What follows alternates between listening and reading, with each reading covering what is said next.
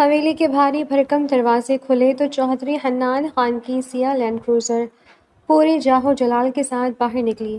سڑک کے دونوں اطراف کھڑے مزارعین نے سر جھکا دیے تھے۔ حنان، جس کی آنکھوں میں بلا کی تیزی اور چہرے پر خاندانی وقار کی سختی تھی، گاڑی کی پچھلی نشست پر بیٹھا اپنے خاص آدمی مراد سے کسی اہم مسئلے پر بات کر رہا تھا۔ مراد، علی دادا سے کہہ دینا کہ ونی کا ارادہ بدل گیا ہے میرا، اب خون کا بدلہ خون ہی ہوگا، حنان نے سرد لہجے میں کہا۔ ابھی مراد کو جواب دیتا کہ اچانک ایک زوردار آواز آئی۔ ڈرائیور نے ہنگامی بنیادوں پر بریک لگائی۔ حنان کے گارڈز فوراً الرٹ ہو گئے، بندوقوں کے دہانے کھل گئے۔ گاڑی کے سامنے ایک 17 سالہ دبلی پتلی لڑکی کھڑی تھی، جس کی آنکھوں میں آنسو تھے، مگر ان سے کہیں زیادہ آگ دہک رہی تھی۔ وہ علی داد کی چھوٹی بیٹی تھی۔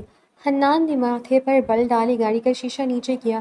اس کا روپ ایسا تھا کہ اچھے اچھوں کی زبان گنگ ہو جاتی، مگر سامنے کھڑی لڑکی نے آج موت کو دعوت دی تھی۔ چودھری خان، تم سردار ہو کر بھی باقی مردوں کی طرح بے غیرت نکلے۔ ونی میں میری آپ ہی کو لے رہے ہو کیونکہ مردوں سے بدلہ لینے کی اوقات نہیں ہے نا؟ پورے مجمع کو سانپ سونپ گیا تھا۔ مراد کے ماتھے پر پسینہ آ گیا۔ بیوی، ہوش میں آؤ، سردار سائی سے بات کر رہی ہو تم؟ اس نے مراد کو نظر انداز کیا اور سیدھا حنان کی آنکھوں میں دیکھ کر دھاڑی۔ جس نے جرم کیا اس کے ہاتھ کاٹو، مرد بنو، عورتوں کے پیچھے چھپنا سرداروں کو زیب نہیں دیتا۔ حنان نے ایک لفظ نہ بولا، بس اپنی گہری نظروں سے اسے دیکھتا رہا۔ اس کے چہرے کے تاثرات پتھر کی طرح جامد تھے۔ وہ خوشی اور خاموشی سے شیشہ اوپر کرنے لگا کہ اچانک ٹھاک کی آواز آئی۔ عنایہ نے زمین سے ایک بڑا پتھر اٹھا کر پوری قوت سے گاڑی کے شیشے پر مارا تھا۔ شیشہ چکنا چور نہیں ہوا، مگر اس پر ایک بڑا سا جال بن گیا۔ سرداری چھوڑ کر چوڑیاں پہن لو، عورتوں پر ظلم کرنے والے! وہ روتے ہوئے چیخی اور اس سے پہلے کہ گارڈز اسے پکڑتے، وہ گلیوں میں بھاگ کر غائب ہو گئی۔ فضا میں سناٹا چھا گیا، سب حنان کے قہر کا انتظار کر رہے تھے۔ حنان آہستہ سے گاڑی سے باہر نکلا، شیشے پر پڑے نشان کو چھوا اور پھر دور جاتی اس لڑکی کے نقش قدم کو دیکھا۔ اس کی مٹھیاں بھنجی ہوئی تھیں، مگر لبوں پر ایک ایسی مسکراہٹ آئی جو فتح کی نہیں، کسی بڑی تلاش کے ختم ہونے کی تھی۔ سردار سائیں، اس لڑکی کی یہ ہمت! میں ابھی جا کر اسے اور اس کے باپ کو… مراد نے غصے سے کہا۔ رک جاؤ مراد! حنان کی گرجدار آواز گونجی۔ وہ دوبارہ گاڑی میں بیٹھتے ہوئے بولا، جرگہ بٹھاؤ ابھی، اور علی داد سے کہو آج ہی ونی میں اپنی بیٹی دے، پر بڑی والی نہیں، چھوٹی والی۔ مراد حیرت سے بدھ بن گیا۔ سردار سائیں، یہ آپ تو ونی لینے کا ارادہ بدل چکے تھے، پھر اچانک یہ چھوٹی لڑکی کیوں؟ وہ تو زبان دراز ہے، اسے سنبھالنا مشکل ہوگا۔ حنان نے گاڑی کے ٹوٹے ہوئے شیشے سے باہر دیکھتے ہوئے گہرا سانس لیا اور مسکرایا۔ شیرنی کو سنبھالا نہیں جاتا مراد، اس کے ساتھ جیا جاتا ہے۔ آج پہلی بار مجھے میری ٹکر کا کوئی ملا ہے، اسے لے کر آؤ، اب مقابلہ برابری کا ہوگا۔ میں نے تم سے کہا تھا نا کہ مرد بن کر مردوں سے مقابلہ کرو، لیکن تم تو ایک چھوٹی بچی سے مقابلہ کرنے پر اتر آئے۔ زمر کی آواز جرگہ میں گونجی تھی۔ چودھری حنان شاہ نے ایک دلچسپ نگاہ اس سے ڈالی اور اس لڑکی کو دیکھا۔ چہرے پر روایتی سنجیدگی سجائے وہ مسلسل اسے تک رہا تھا، جب زمر کے چہرے پر شدید غصہ تھا۔ حنان بس خاموش کھڑا رہا۔ بس کر جاؤ لڑکی، اگر اب تم نے سردار کے سامنے زبان چلائی تو… مراد بول ہی رہا تھا کہ حنان نے ہاتھ اٹھا کر اسے خاموش ہونے کا اشارہ کیا۔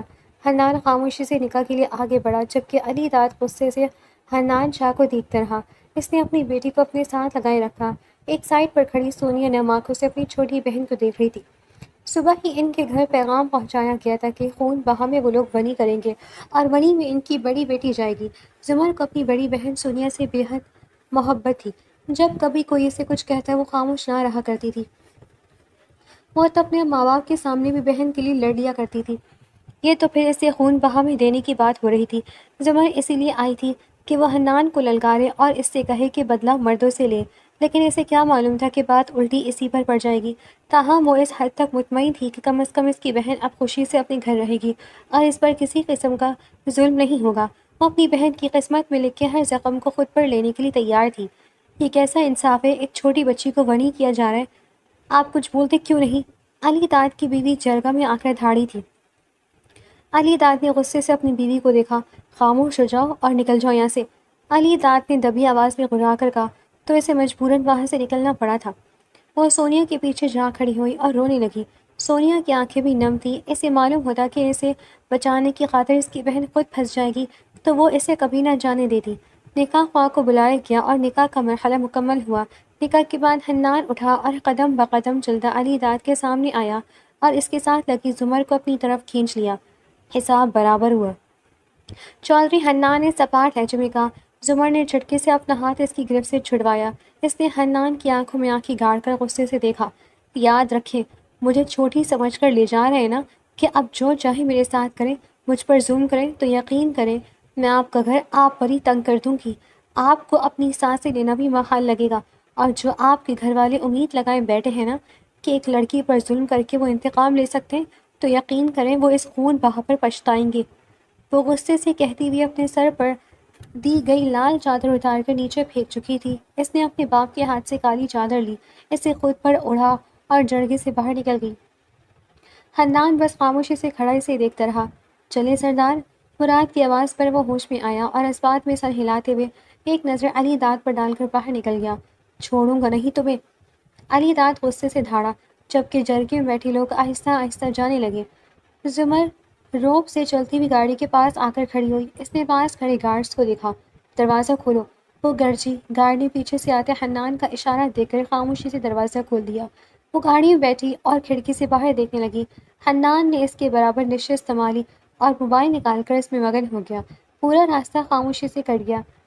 نہ حنان نے اسے بلانے کی کوشش کی، نہ زمر نے بات کرنے کی۔ جیسے ہی حویلی کے باہر گاڑی روکی، گارڈ نے آگے بڑھ کر حنان اور زمر دونوں کے لیے دروازہ کھولا۔ زمر نے باہر نکل کر ایک نظر اس عظیم الشان حویلی پر ڈالی۔ اندر داخل ہوتے ہی بہت سی حسرت بھری نگاہیں اس پر جم گئیں۔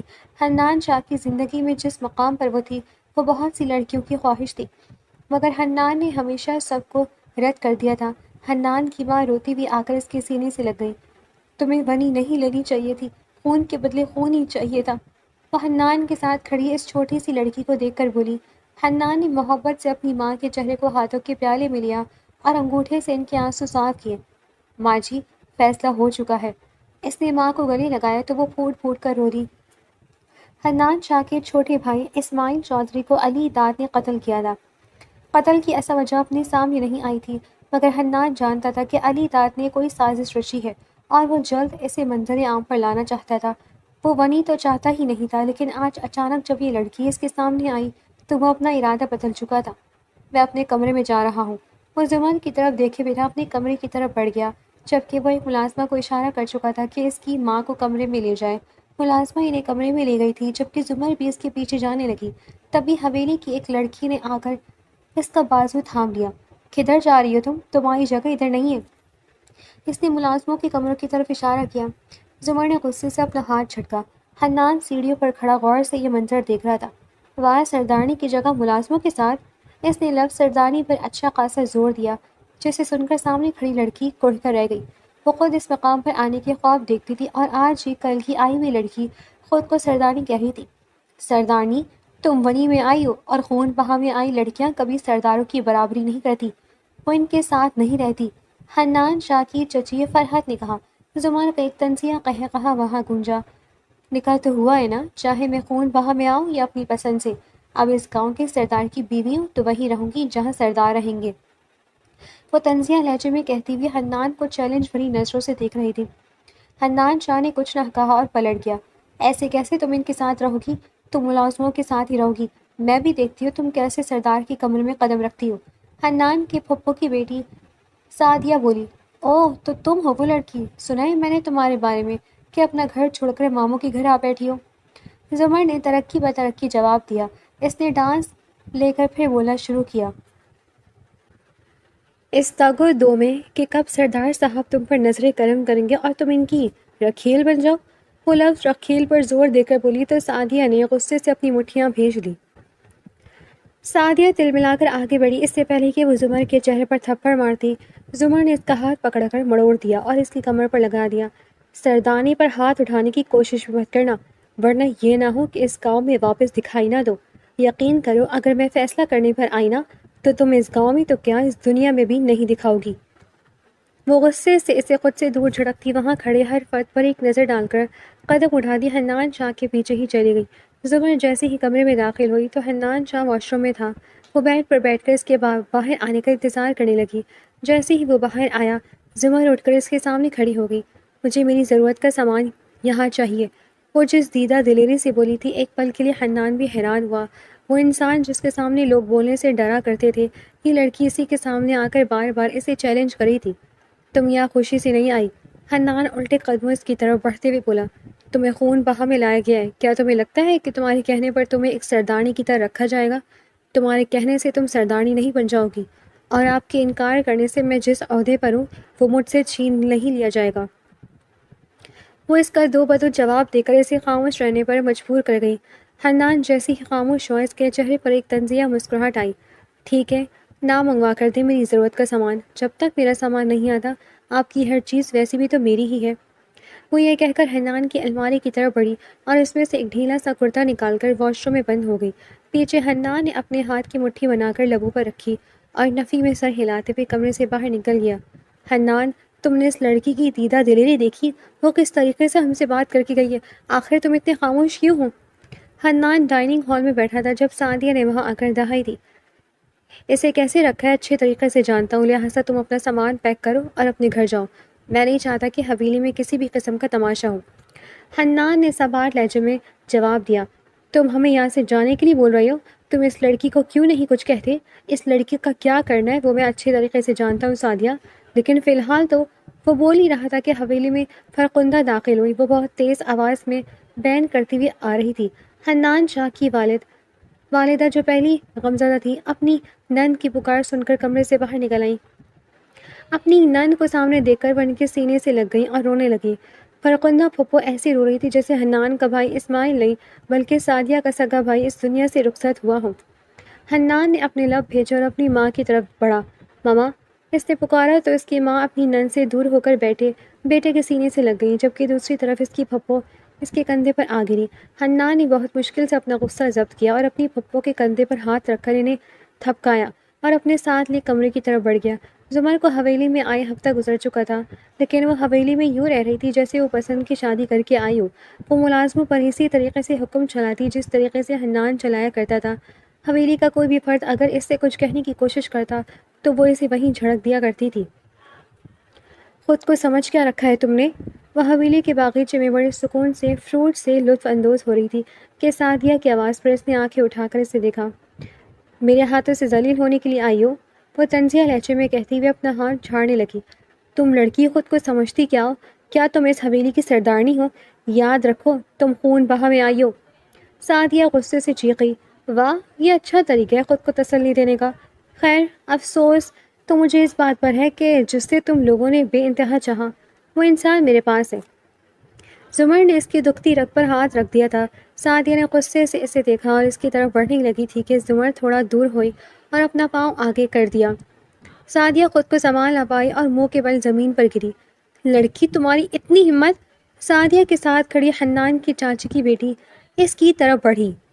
اس سے پہلے کہ وہ زمر کو تھپڑ مارتی، زمر پھر تھوڑی دور ہوئی اور اس کے گھٹنے پر پاؤں مار کر اسے بھی زمین پر گرا دیا۔ ہاں، یہ طریقہ ٹھیک ہے، یوں ہی میرے سامنے رہا کرو، کیونکہ ایک سردارنی کے سامنے اسی طریقے سے جھکا جاتا ہے۔ اور اب حنان کے خواب دیکھنا چھوڑ دو، کیونکہ وہ اب میرا ہے۔ وہ ایک ایک لفظ پر زور دے کر بولی۔ اوپر گیلری میں کھڑے حنان نے جب زمر کی منہ سے یہ سنا کہ وہ اس کا ہے تو اس کے دل نے ایک بیٹ مس کی تھی۔ اس نے اپنا نچلا لب دانتوں تلے دبایا۔ امپریسو انداز پسند آیا مجھے۔ وہ دل میں داد دیے بغیر نہ رہ سکا۔ زمر نے ایک نظر اوپر کھڑے حنان پر ڈالی۔ وہ ہمیشہ اسے دیکھ لیا کرتی تھی، حالانکہ حنان ہمیشہ اس کی نظر سے چھپ کر کھڑا ہوتا تھا، لیکن وہ اسے پکڑ ہی لیتی تھی۔ حنان نے فوراً چہرے پر سنجیدگی سجائی اور واپس کمرے میں چلا گیا۔ برا تو بہت لگا ہوگا، آخر اس کی معشوقاؤں کو دھول چٹا دی۔ وہ یہ کہتی ہوئی حویلی کے اندر داخل ہوئی۔ لڑکی سنو! وہ جیسی اندر داخل ہوئی، حنان کے پھپھو نے اسے پکارا۔ جی بولے! وہ تڑک کر بولی اور ان کے سامنے آ کھڑی۔ پھپھو جب سے آئی تھی حنان کا کان بھر رہی تھی تاکہ وہ زمر پر ہاتھ اٹھائے، مگر زمر ہمیشہ اپنا دفاع خود کر لیتی تھی، اس سے کسی کے سہارے کی ضرورت نہ تھی۔ جاؤ میرے لیے چائے لے کر آؤ اور ساتھ میں کھانے کے لیے کچھ بھی لے آنا، حنان کی پھپھو نے حکم دیا۔ زمر نے اپنی آنکھیں سکیڑی۔ میں آپ کے لیے کھانا لے کر آؤں؟ وہ حیرت سے بڑبڑائی اور پھر خاموشی سے کچن کی طرف بڑھ گئی۔ پھپھو کو حیرت ہوئی کہ آخر اتنی آسانی سے مان کیسے گئی، ورنہ 2 دن سے وہ جب بھی کچھ کہتی تھی زمر ہمیشہ ان کے منہ پر جواب دے دیا کرتی تھی۔ تھوڑی دیر بعد وہ سر پر نفاست سے دوپٹہ لیے روایتی لڑکیوں کی طرح ہاتھ میں چائے لیے آئی۔ حنان کمرے سے نکلا تو اسے دیکھ کر ٹھٹک گیا۔ اس سے پہلے کہ اس کی پھپھو چائے پیتی، حنان نے فوراً آگے بڑھ کر چائے کا کپ ان کے ہاتھ سے اچھال دیا۔ نہیں پئیں گی آپ؟ وہ غصے سے دھاڑا۔ کیا ملایا تم نے اس میں؟ حنان ان دونوں میں اتنا تو جان گیا تھا کہ یہ لڑکی بلا وجہ اتنی فرمانبردار نہیں ہو سکتی۔ وہ کیا ہے نا، آپ کی پھپھو کو میرے ہاتھ کا پکا کھانے کا بہت شوق ہے، تو میں نے سوچا کہ پہلی اور آخری دفعہ انہیں کھلا ہی دیا جائے۔ زیادہ کچھ نہیں، چائے بس میں نے چوہے مار والی دوا ملائی ہے، اگر یہ پی لیتی تو رفیق اعلیٰ سے جا ملتی۔ زمر نے نہایت سکون سے بتایا۔ لڑکی تم پاگل ہو؟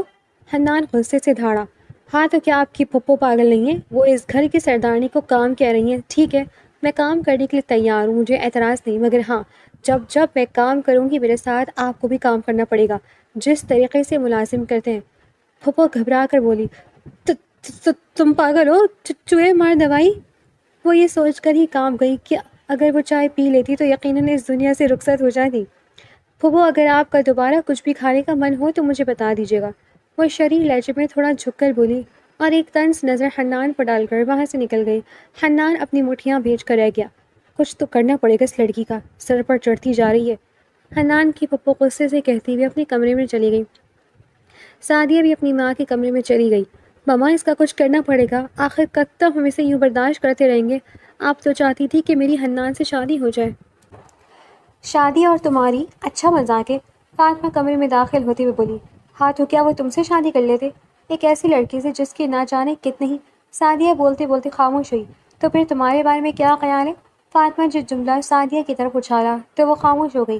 بس یہ وقت لڑنے کا نہیں ہے، میں جانتی ہوں کہ ہم نے پوری زندگی اسی آس میں گزار دی کہ حنان سے ہماری بیٹی کی شادی ہوگی، لیکن یہ کل کی آئی ہوئی لڑکی بازی لے گئی ہے، ہمیں کچھ ایسا کرنا ہوگا حنان خود اس لڑکی کو گھر سے اٹھا کر باہر پھینک دے۔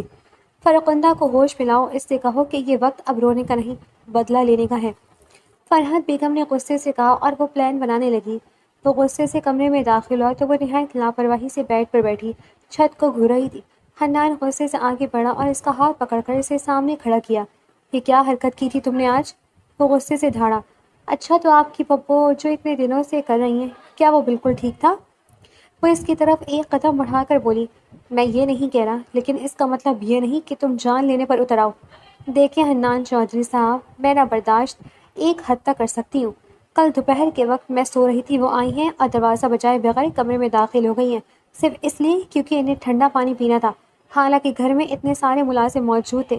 اس دن رات میں جب آپ میرے سامنے ہی تھے اور میں سو رہی تھی، انہوں نے یہ بھی لحاظ نہیں کیا کہ آپ میرے ساتھ ایک کمرے میں، ہم میاں بیوی ہیں، کم از کم یہ تو انہیں سوچنا چاہیے تھا۔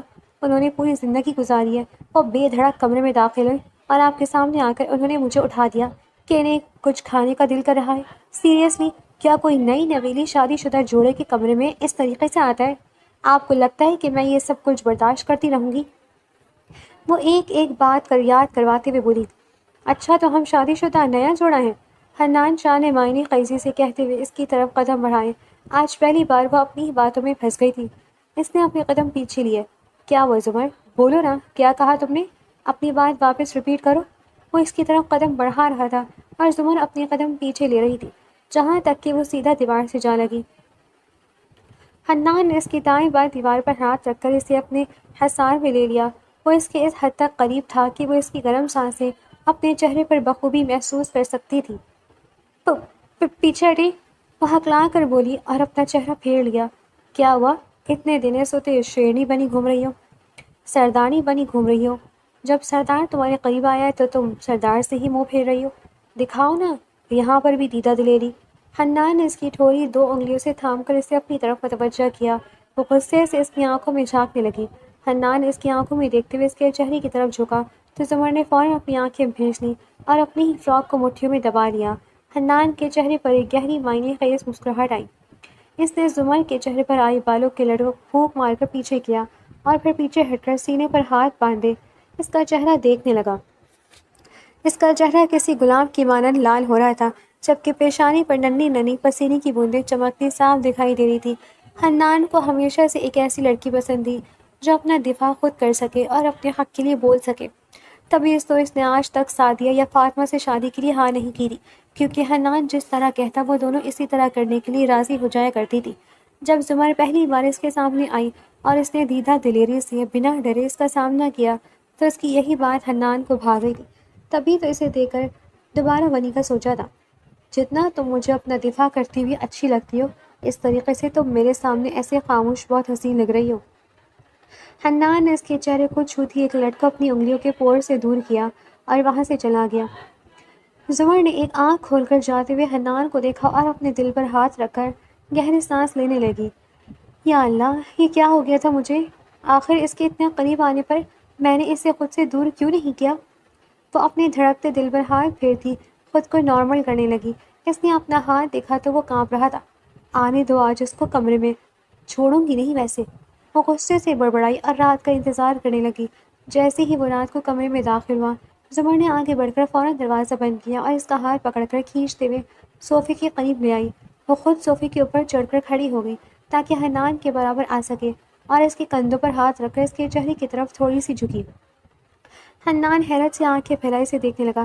اس نے محسوس کیا کہ زمر کے یوں قریب آنے پر اس کی اپنی دھڑکنیں بھی بے ترتیب ہو گئی ہیں۔ وہ سردار جو کبھی ہزار لوگوں کے سامنے کنفیوز نہ ہوا تھا، اس پل زمر کے سامنے کنفیوز ہو گیا۔ آپ کو کیا لگتا ہے اتنے قریب آ کر صرف آپ ہی دھاڑ سکتے ہیں؟ وہ اس کے چہرے کے بے حد قریب ہو کر بولی۔ حنان نے اسے اتنے قریب سے دیکھ کر اس کے چہرے کی بناوٹ میں کھو گیا۔ زمر کی گہری پلکیں، اس کی گوری رنگت، چھوٹا سا تیکھا ناک اور پیارے سے نین خش جن پر بال جھول رہے تھے۔ زمر نہ جانے کیا کیا بول رہی تھی، لیکن وہ تو بس اسے دیکھ رہا تھا۔ اچانک حنان نے اس کی کمر میں ہاتھ ڈال کر اسے اپنے مزید قریب کر لیا۔ حنان کے یوں کھینچنے پر وہ ہڑبڑا گئی۔ چھوڑیں مجھے، کیا کر رہے ہیں آپ؟ چھوڑیں۔ باقی کے الفاظ اس کے منہ میں ہی رہ گئے جب اس نے حنان کے چہرے پر دیکھا۔ اس کی آنکھوں میں ایک خمار تھا، چہرے کا رنگ پل بھر میں بدلنے لگا تھا۔ دونوں کی سانسیں گہری ہوئیں۔ وہ اسے اپنے ساتھ لیے بیڈ کی طرف بڑھا۔ یقین کرو میں ابھی یہ سب کچھ ہمارے درمیان نہیں چاہتا، لیکن تم نے خود ایسے میرے قریب آ کر میرے جذبات کو للکارا ہے۔ وہ یہ کہہ کر کسی کالی گھڑا کی مانند اس پر چھا گیا، جبکہ زمر جو ہمیشہ اپنے دفاع کے لیے تیار رہتی تھی اب خاموشی سے اپنا آپ اس کے سپرد کر گئی تھی۔ جیسے ہی صبح کا سورج طلوع ہوا، وہ حنان سے نظریں ملانے کا بالکل بھی ارادہ نہیں رکھتی تھی۔ رات جو کچھ ہوا اس کے بعد اس نے سوچ لیا تھا کہ وہ اس کے سامنے بھی نہیں جائے گی۔ رات کی اس کی معنی خیز سرگوشیاں، بے باک حرکتیں اور وہ شدتیں سوچ کر ہی اس کا چہرہ گلنار ہو جا رہا تھا۔ وہ جیسے ہی کمرے سے باہر نکلی تو اس نے دیکھا کہ حنان کی ماں اپنے کمرے سے باہر آ رہی تھی۔ وہ مسلسل کھانس رہی تھی۔ زمر نے فوراً ان کی طرف لپک کر ان کا ہاتھ تھام لیا۔ کیا آپ ٹھیک ہیں؟ وہ فکر مندی سے بولی اور انہیں لے کر صوفے کی طرف بڑھی۔ انہیں وہاں بٹھا کر وہ فوراً پانی لے آئی اور انہیں پلایا۔ حنان کی ماں نے پانی پینے کے بعد غصے سے اپنا منہ موڑ لیا۔ دیکھیں، آپ کو غصہ کرنے کا حق ہے، آپ مجھ پر غصہ کر بھی سکتی ہیں، لیکن اس طرح سے خاموش رہیں گی نا تو یقین رکھیں اس سے آپ ہی کو تکلیف ہوگی۔ آپ بولیں۔ میں نے نوٹ کیا کہ جب سے میں اس گھر میں آئی ہوں سب لوگ مجھے کچھ نہ کچھ بولتے رہتے ہیں، طنز کرتے ہیں، یہاں تک کہ ہاتھ اٹھانے کی کوشش کرتے ہیں، لیکن آپ بالکل خاموش رہتی ہیں، ایسا کیوں؟ وہ ان کے پاؤں میں بیٹھ گئی۔ اس کا سوال ایسا تھا کہ وہ کچھ لمحے ساکت رہ گئی۔ آخر کیا ہی میں دوسروں کو کہوں، پہلے حنان کے والد چھوڑ کر چلے گئے اور اب اپنا بیٹا اسماعیل کھو دیا۔ ایک دفعہ پھر ان کی آنکھوں میں آنسو بھر آئے۔ دیکھیں، میں نہیں جانتی کہ کیا ہوا تھا، کیا حقیقت تھی اور کیا جھوٹ، لیکن آپ اس طریقے سے خود کو تکلیف نہ دیں۔ اگر آپ خود کو یوں کمرے تک محدود کر لیں گی نا تو لوگ آہستہ آہستہ آپ کو بھی بھول جائیں گے۔ آپ دوسروں کی نظروں میں خود کو ایسا کر لیں گی کہ جیسے آپ اس دنیا کا حصہ ہی نہیں ہیں۔ زمر نے سمجھانے والے انداز میں کہا۔ اچھا ٹھیک ہے، آج ہم باہر چلتے ہیں، میں آپ کو دکھاتی ہوں کہ صبح کے وقت باہر کی دنیا کتنی حسین لگتی ہے۔ میں یہ نہیں کہہ رہی کہ آپ اپنے بیٹے کو بھول جائیں، لیکن آپ اس کے لیے یہ دعا تو کر سکتی ہیں کہ اللہ اسے جنت الفردوس میں اعلیٰ مقام دے۔ اگر وہ آپ کو اس طرح دیکھ رہا ہوگا تو اسے کتنی تکلیف ہو رہی ہوگی کہ آپ نے اس کے جانے کے بعد جینا ہی چھوڑ دیا۔ زمر نے انہیں اپنے ساتھ اٹھایا اور باتیں کرتی ہوئی خارجی دروازے سے باہر لے آئی۔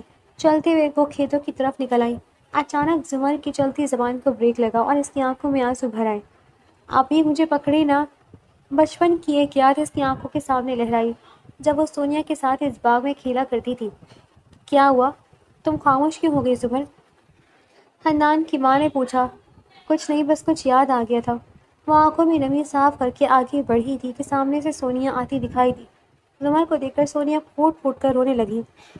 زمر نے اپنی بہن کو سینے سے لگایا اور خود بھی رونے لگی۔ آپ کیوں رو رہی ہیں آپی؟ کسی نے کچھ کہا ہے؟ ماما نے یا بابا نے؟ اگر ایسا ہے تو بتائیں، میں انہیں چھوڑوں گی نہیں۔ زمر نے غصے سے بولا۔ نہیں، تم اب ویسی ہی پاگل ہو، میرے لیے خود کو قربان کر دیا، کیا تم وہاں خوش ہو؟ وہ کہہ کر خاموش ہوئی، پھر روتے ہوئے بولی، میں بھی پاگل ہوں، کیا سوال کر رہی ہوں؟ منی میں گئی ہوئی لڑکی آخر کیسے خوش رہ سکتی ہے؟ سونیا پھر سے رونے لگی۔ ارے ارے، آپ کو رونے کی ضرورت نہیں ہے، یہ دیکھیں، یہ میری ساس ہے۔ زمر نے حنان کی ماں کی طرف اشارہ کیا تو سونیا عقیدت سے انہیں دیکھنے لگی۔ سلام بیوی جی، وہ سر جھکا کر بولی۔ حنان کی ماں نے اس کے سر پر پیار دیا۔ وعلیکم السلام، انہوں نے مختصر جواب دیا۔ زمر، تم یہاں کیا کر رہی ہو؟ اگر سردار کو پتہ چلا تو؟ میں چلتی ہوں، میں نہیں چاہتی میری وجہ سے تمہیں مزید کوئی تکلیف ہو۔ سونیا نے جانے کی کوشش کی تو زمر نے اس کا ہاتھ پکڑ لیا۔ کوئی مجھے میرے گھر والوں سے ملنے سے نہیں روک سکتا، کسی میں اتنی ہمت نہیں ہے۔ سونیا نے اپنے لب بھیجے۔ بابا کیسے ہیں؟ ماما کیسی ہیں؟ زمر کے سوال پر فرخندہ بیگم کی تیوری چڑھ گئی۔ ماما ٹھیک ہے، مگر بابا نے بالکل ٹھیک نہیں کیا۔ زمر، تمہیں معلوم ہے نا کہ میں اسماعیل کو پسند کرتی تھی اور وہ بھی مجھ سے محبت کرتا تھا۔ اس رات وہ مجھ سے ملنے آیا تھا اور بابا نے… وہ کہتے کہتے خاموش ہو کر رونے لگی۔ اپنے بیٹے کے ذکر پر حنان کی ماں کی آنکھوں میں بھی آنسو آ گئے۔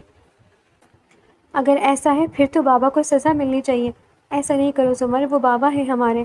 میں جانتی ہوں وہ ہمارے بابا ہیں، لیکن میرا ان سے بچپن سے ہی ایک فاصلہ رہا ہے، کیونکہ میں نے ہمیشہ انہیں مما کو مارتے اور ظلم کرتے دیکھا ہے۔ انہوں نے ہمیشہ آپ سے محبت کی ہے، لیکن مما پر ظلم کیا ہے۔ تو کیا تم اپنی ماں کو تکلیف میں دیکھ سکتی ہو؟ سونیا نے تلخی سے کہا۔ تم مجھ سے بڑی ہو، تمہیں سمجھنا چاہیے۔ وہ سمجھانے والے انداز سے بولی۔ تم ایسا کچھ نہیں کرو گی زمر، سونیا نے غصے سے بولا۔ میں ایسا ہی کروں گی، زمر نے ہاتھ جھٹک کر کہا اور چلی گئی۔ زمر، اگر تم پر یہ بات اچھے طریقے سے جانتی ہو کہ وہ تمہارے سگے باپ نہیں ہیں اور تم ہمارے گھر کی ملازم کی بیٹی ہو، تو پھر کیوں ضد کر رہی ہو؟ زمر کے قدم تھم گئے۔ سونیا ان کے کڑوے بولوں پر زمر کے چہرے پر ایک اداس مسکراہٹ آئی۔ اس نے پلٹ کر سونیا کو دیکھا۔ یہ وہ حقیقت ہے جو میں کبھی قبول نہیں کرنا چاہتی تھی، مگر آج آپ نے میرے منہ پر حقیقت کا تماچا مار کر مجھے احساس دلا دیا کہ اپنے اور خون کے رشتے کیا ہوتے ہیں۔ وہ روتی ہوئی پلٹی اور اپنے آنسو صاف کرتی ہوئی حنان کی ماں کو ساتھ لیے وہاں سے نکل گئی۔ حنان کی ماں نے حیرت اور دکھ سے زمر کے چہرے کی طرف دیکھا، جو اس وقت کسی ٹوٹے ہوئے آئینے کی طرح کرچی کرچی ہو رہا تھا۔ برسوں پہلے نور بی بی صرف ایک ملازمہ نہیں تھی، بلکہ وہ اعلیٰ داد کی حویث کی وہ خاموش گواہ تھی جس کا وہ بوجھ زمر کو تا حیات اٹھانا تھا۔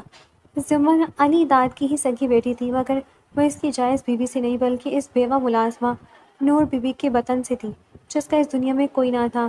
نور بی بی زمر کی پیدائش کے وقت دم توڑ گئی تھی اور علی داد کی بیوی نے، جو ایک نیک دل خاتون تھی، اس حقیقت کو چھپا کے نکلی اور اپنی ممتا کے تحت زمر کو اپنا دودھ پلایا اور دنیا کے سامنے اسے اپنی سگی بیٹی بنا کر پیش کیا۔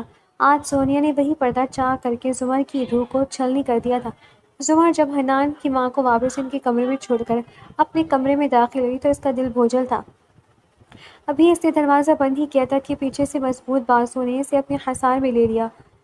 حنان کی گرم سانسیں اس کی گردن کو قریب محسوس ہوئیں تو زمر کی دھڑکنیں ایک پل کو تھم گئیں۔ اتنی صبح کہاں غائب تھی سردارنی؟ حنان نے اسے اپنی طرف موڑا اور اس کے چہرے کو ہاتھوں کے پیالے میں بھر لیا۔ زمر نے نظر جھکا لی، مگر حنان نے اس کی تھوڑی تھام کر اسے خود کو دیکھنے پر مجبور کیا۔ تمہاری آنکھیں لال کیوں ہیں؟ روئی ہو؟ حنان کے لہجے میں ایسی تڑپ تھی کہ زمر کا ضبط ٹوٹنے لگا۔ کچھ نہیں، بس نیند پوری نہیں ہوئی۔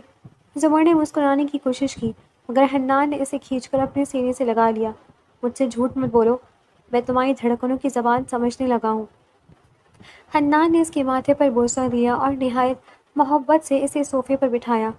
بتاؤ کدھر گئی تھی؟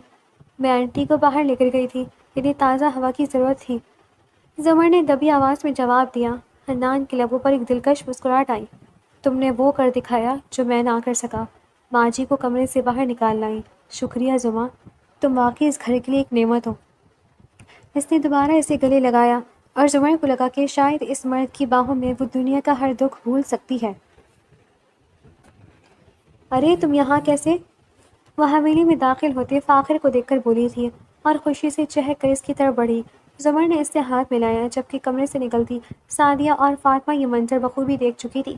حنان جو ابھی کمرے سے باہر نکلا تھا، زمر کو کسی غیر مرد سے یوں چہت کر ملتے دیکھ کر ٹھڑک گیا اور اس لڑکی کو دیکھنے لگا۔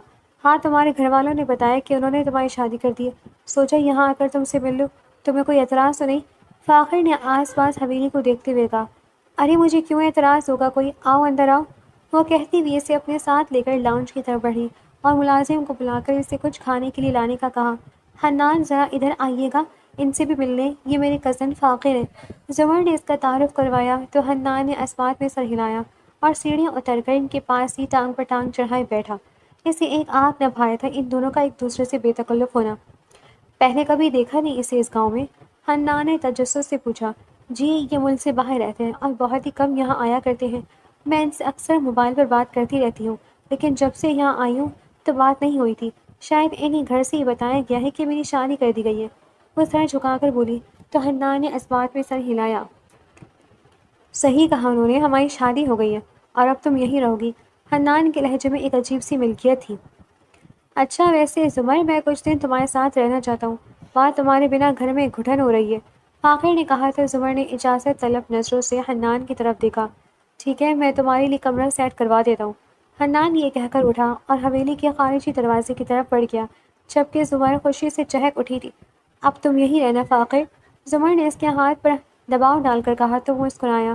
فاقر اور زمر کی دوستی حویلی میں سب کے لیے تماشا بن گئی تھی۔ وہ دونوں بچپن کے ساتھی تھے، اس لیے ان کے درمیان کوئی پردہ یا جھجک نہ تھی۔ فاقر کا زمر کے کمرے میں بلا جھجک آنا، اس کے ساتھ بیڈ پر بیٹھ کر پرانی باتیں کرنا اور زمر کا اس کے سامنے کھل کر ہنسنا حنان کے دل میں نشتر کی طرح چبھتا تھا۔ ایک رات حنان جب دیر سے گھر لوٹا تو کمرے کا منظر دیکھ کر اس کے قدم وہیں رک گئے۔ زمر اور فاقر بیڈ پر بیٹھے کسی بات پر قہقہے لگا رہے تھے۔ زمر نے حنان کو دیکھا تو مسکرا کر بولی، ارے حنان آپ آ گئے، دیکھنا فاقر بتا رہے کہ بچپن میں ہم کیسے اسکول سے بھاگتے تھے۔ حنان نے ایک لفظ نہ بولا، اس کی نظریں فاقر پر جمی تھیں جو نہایت اطمینان سے وہیں بیٹھا تھا۔ حنان نے اپنی مٹھیاں بھیجی، جبڑا سختی سے بند کیا اور بنا کچھ کہے کمرے سے باہر نکل گیا۔ اسے اپنی ہی بیوی کے کمرے میں اجنبی ہونے کا احساس پہلی بار ہوا تھا۔ میں چلتا ہوں، وہ فوراً اٹھا اور کمرے سے نکل گیا، کیونکہ اسے احساس ہو گیا تھا کہ حنان کو برا لگا ہے۔ حنان اس کے جانے کے بعد واپس کمرے میں آیا تو بالکل نارمل تھا، مانو کچھ ہوا ہی نہ ہو۔ زمر سے وہ محبت سے ہی بات کر رہا تھا۔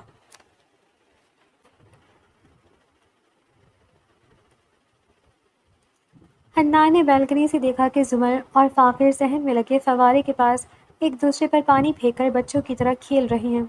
زمر کے بھیگے ہوئے بال اور اس کے بے ساختہ ہنسی حنان کو بے حد حسین لگی، مگر جب فاقر نے ہنستے ہوئے زمر کا ہاتھ پکڑا تو حنان نے غصے سے وہاں پڑے گلدان پر مکہ مارا۔ اس نے خود کو روکا، وہ زمر پر شک نہیں کرنا چاہتا تھا، مگر وہ مرد تھا، وہ اپنی ملکیت میں کسی کی شراکت برداشت نہیں کر سکتا تھا۔ شام پوری حویلی لاؤنج میں جمع تھی۔ حنان اب تو حد ہو گئی ہے، سعدیہ نے سب کے سامنے گرج کر کہا۔ تمہاری بیوی رات کے اندھیرے میں اس لڑکی کے ساتھ باغ میں گھومتی ہے، کمرے میں گھنٹوں بند رہتی ہے۔ ہم نے اپنی آنکھوں سے اسے فاقر کے ساتھ پانی سے کھیلتے اور ہاتھ پکڑتے دیکھا ہے۔ یہ کیسی سردارنی ہے جو غیر مرد کے ساتھ رنگ رلیاں بنا رہی ہے؟ فاطمہ نے بھی زہر اگلا۔ حنان، کیا اس لیے آپ نے اسے ونی میں لیا تھا کہ یہ ہماری حویلی کی عزت کو یوں سریعام نیلام کرے؟ اس کا اور فاخر کا کوئی پرانا چکر ہے، اس لیے یہ لڑکا یہاں سے جانے کا نام نہیں لے رہا۔ زمر ساکت کھڑی تھی، اس کی آنکھیں حیرت اور غصے سے پھیلی ہوئی تھی، جبکہ فاخر کے چہرے پر صدمہ تھا۔ حنان خاموشی سے کرسی سے اٹھا اور زمر کے قریب آ کر کھڑا ہو گیا۔ سب کو لگا کہ آج وہ زمر کو حویلی سے نکال دے گا، مگر حنان نے جو کیا اس نے سب کے ہوش اڑا دیے۔ بند کرو اپنی بکواس، حنان کی غرض خاموشی چھا گئی۔ اس نے زمر کا ہاتھ تھام کر اسے اپنے ساتھ لگایا۔ تمہیں کیا لگا کہ میں اندھا ہوں؟ میں نے وہ سب دیکھا جو تم لوگوں نے دیکھا، مگر میں نے وہ بھی دیکھا جو تم نے نہیں دیکھا۔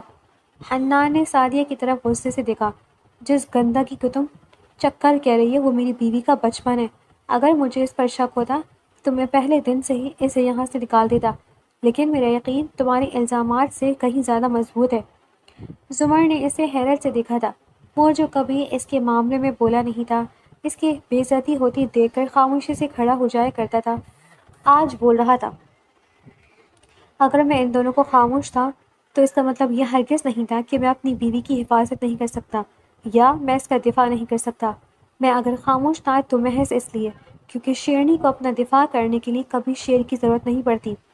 اس نے ایک سرد نگاہ سعدیہ اور فاطمہ پر ڈالی اور پھر کھرے کھرے لہجے میں وارننگ دی، لہٰذا اگلی دفعہ میری بیوی کے بارے میں کچھ بھی بولنے سے پہلے سوچ لینا کہ تم حنان چودھری کی بیوی کے بارے میں بات کر رہی ہو۔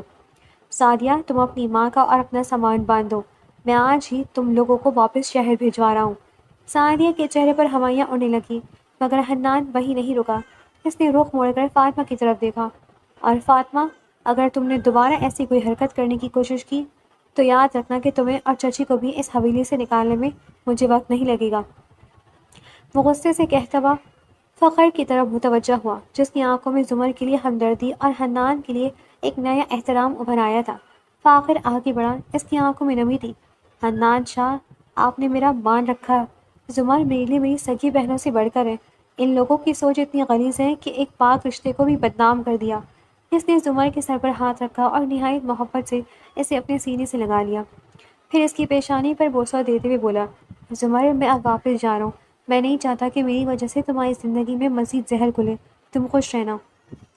فاخر کے جانے کے بعد زمر روتی ہوئی اپنے کمرے میں چلی گئی۔ حنان اس کے پیچھے گیا۔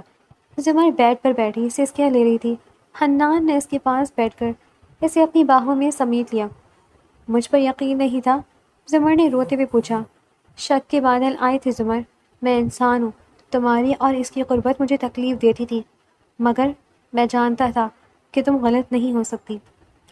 حنان نے اس کے آنسو صاف کیے۔ دوسروں کی باتوں پر کان مت دھرو۔ وہ محبت سے اس کے آنسو صاف کرتا اسے اپنے سینے سے لگا گیا اور مسکرایا تھا۔ حنان نے سعدیہ اور اس کی ماں کو ان کے گھر واپس بھیج دیا تھا۔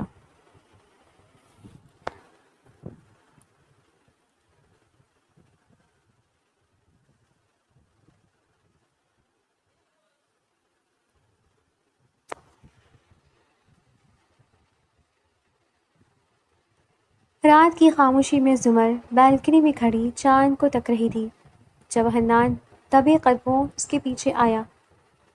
اس نے زمر کے کندھوں پر اپنی شال ڈالی اور اسے اپنے حصار میں لے لیا۔ ابھی تک وہی سوچ رہی ہو؟ حنان نے اس کے کان میں سرگوشی کی۔ زمر نے ایک گہرا سانس لیا۔ حنان، مجھے ہمیشہ لگتا تھا کہ میں اس دنیا میں اکیلی ہوں، لیکن آپ نے آج سب کے سامنے میرا ہاتھ تھام کر مجھے جینا سکھا دیا ہے۔ حنان نے اسے اپنی طرف موڑا۔ اس کی آنکھوں میں محبت کا ایک نیا خمار تھا۔ زمر، میں نے تمہیں ونی میں اس لیے نہیں مانگا تھا کہ تم پر ظلم کروں، لیکن آپ نے آج سب کے سامنے میرا ہاتھ تھام کر مجھے جینا سکھا دیا ہے۔ حنان نے اسے اپنی طرف موڑا۔ اس کی آنکھوں میں محبت کا ایک نیا خمار تھا۔ زمر، میں نے تمہیں ونی میں اس لیے نہیں مانگا کہ تم پر ظلم کروں، بلکہ اس لیے کہ تمہاری وہ آنکھ مجھے بھا گئی تھی۔ تم میری شیرنی ہو، اور شیرنی کو زنجیروں کی نہیں، ایک ایسے جنگل کی ضرورت ہوتی ہے جہاں وہ راج کر سکے، اور یہ حویلی، یہ دل، سب تمہارا راج ہے۔ زمر نے حنان کے سینے پر سر رکھ دیا اور پہلی بار اسے سکون کا احساس ہوا۔ حنان نے اس کے ماتھے پر بوسہ دیا اور مسکرایا۔ سردارنی صاحبہ، اب آپ کا حکم چلے گا یا میں کچھ غرض کر سکتا ہوں؟ زمر کے لبوں پر ایک شرارتی مسکراہٹ آئی۔ فی الحال تو سردار صاحب، آپ صرف خاموشی سے میرے ساتھ اس چاندنی کا لطف اٹھائیں۔